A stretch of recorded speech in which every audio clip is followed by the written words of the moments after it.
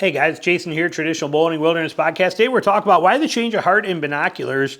I have a lot of people asking me about that since I just sold my 10x42 Swarovskis. I listed them, sold them pretty quick and instantly that day, and they were fantastic binoculars. I still have my 7x30s, but then we got cheap binoculars for the most part, and I made a video about 10 years ago talking about how if you're going to buy binoculars, you should go with something that's very cheap until you can save up money to get something that's very good. Okay.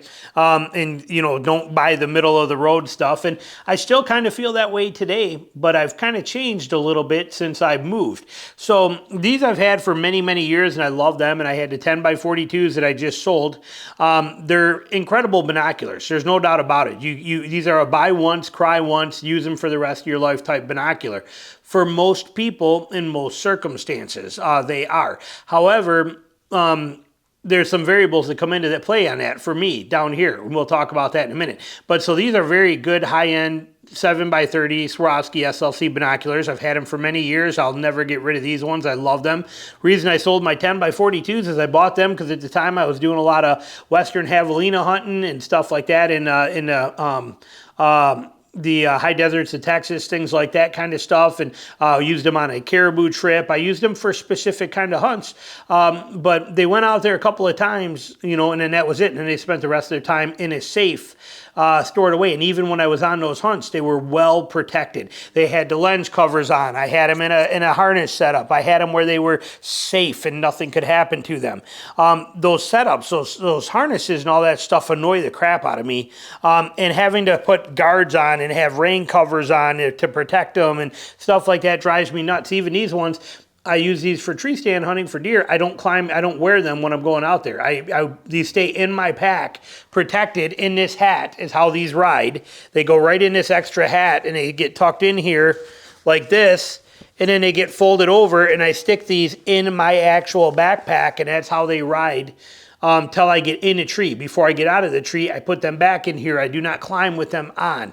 I am afraid of hurting these, okay? I'm afraid of damaging these Swarovskis in any kind of way. Number one, they don't make these anymore, but also you're afraid. I mean, this is a very expensive quality binocular.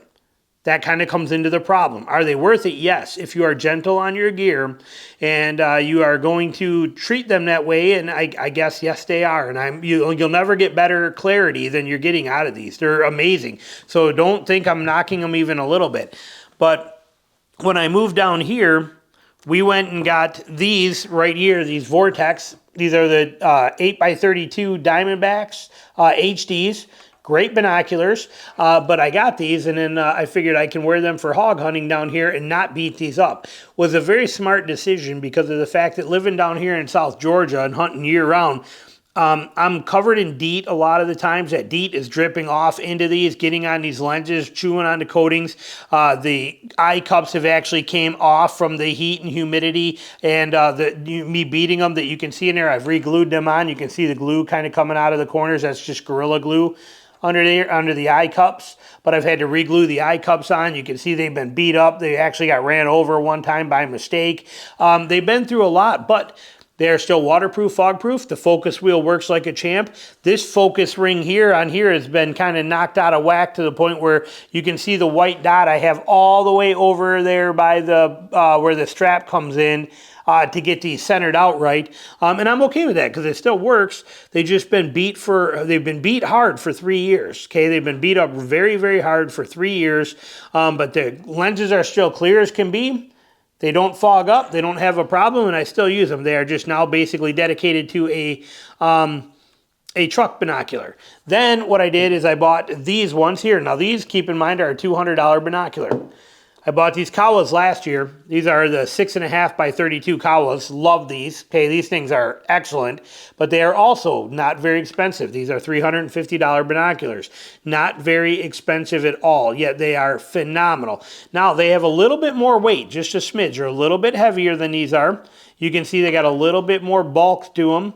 They're better made, they're better glass, they're a little bit better is what these are. A little bit better than those, but still cheaper. But consider $200 $350. That's almost double the price for these, but I love these, and I bought these to replace these. So these became my truck binoculars. These became my hog hunting binoculars. These were my deer hunting binoculars. I liked these so much that I didn't even deer hunt with these at all this year or last year. I never wore these once last year, so those now kind of just sit in a safe. I don't know when I'll use them again. I like these so much, and even being lighter weight than the Swarovskis are, I can just use this type of a strap, and it's just really easy and simple, and I love these. These are fantastic. And I'm not afraid to beat these up, so I can wear these going in and out of the stand, carrying all my gear. If I want to, I'll wear these so that I can check trees and see if we got persimmons or if we got acorns or what things are doing. I can wear these in when I'm going, and I'm not worried that if I decide to climb then, that if I catch a stick or a climbing stick or something like that and I scuff one of these or scratch a lens, I'm not that super worried about it. They're not super expensive. They're not $1,000 binoculars. Okay, I don't have to baby them as much. So I love that factor of these. So now these have become my deer hunting binoculars, is what I'm wearing those for mostly. These are my truck binoculars, and then we bought another pair of these Zeiss 8x32s. Just came in. I did a video here. Same thing. These are both the same 8x32 Diamondbacks. I did a video on finding deals on gear on the channel here a couple weeks ago or a week ago, whenever you see this. And I found these on B&H, and they had a click here for price, the best price to be emailed, and I did. They were $150. So I bought another pair of them for $150. Now these are my hog hunting ones. They're brand new, they're nice, they're clean, they're neat, and they're going to do the same exact thing as these do, but these ones are for the truck. These stay in a truck all the time. These are my actual hog hunting ones. These are my deer hunting ones. These ones will probably just go sit in a safe for a few years till I figure out what I want to do with them. You see what I'm getting at here, okay, is that there is a reason for everything, and there is a gold mine setup to these, and these, again, I'll never take anything away from high-end binoculars. They are worth their weight in gold in many circumstances. But if you're just deer hunting or you're hog hunting and being able to see into blowdowns and be able to look at stuff and identify what's out there, that kind of thing, these cheaper binoculars work fantastic, okay?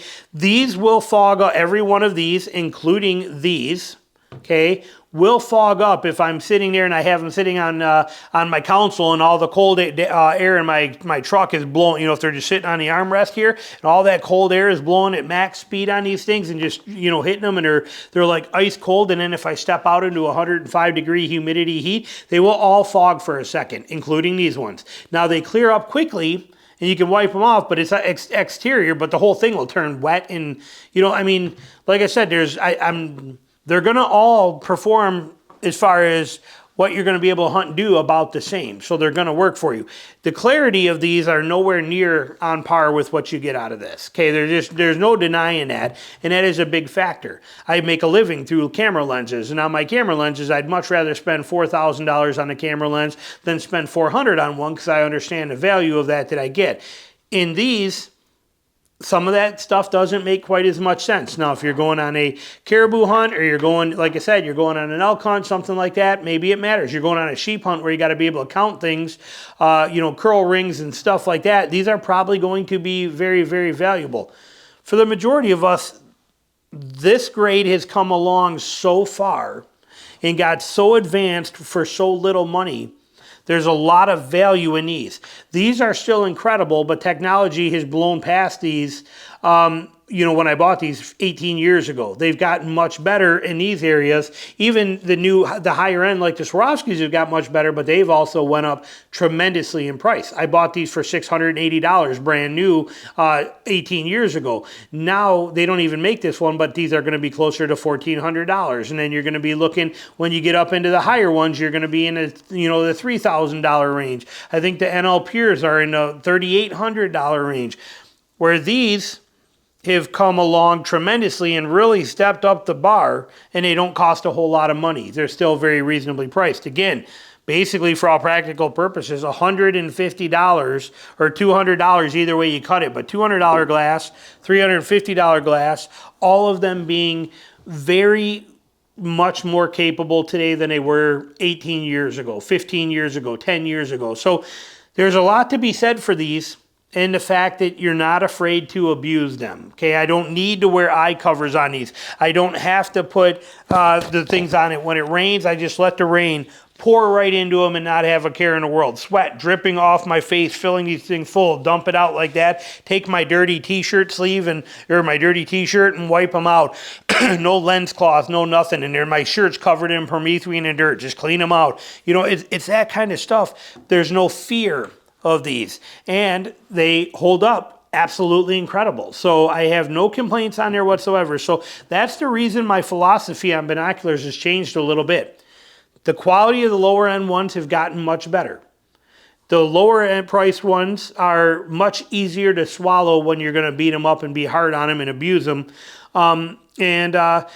There's just, I don't see many disadvantages to them.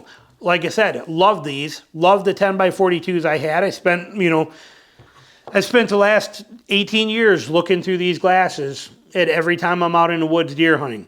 But now being down here where, like I said, I'm dealing with extreme conditions, extreme temperature swings, hard abusive scenarios, things getting beaten up, falling on them all the time, these really kind of come into play and fit a bill much better for me. I am less worried about these binoculars, less afraid to beat them up, less afraid of something happening to them because they are easily replaceable. These are no longer ever replaceable, and expensive glass is expensive to replace. So hope you enjoyed the little video. Thanks for watching.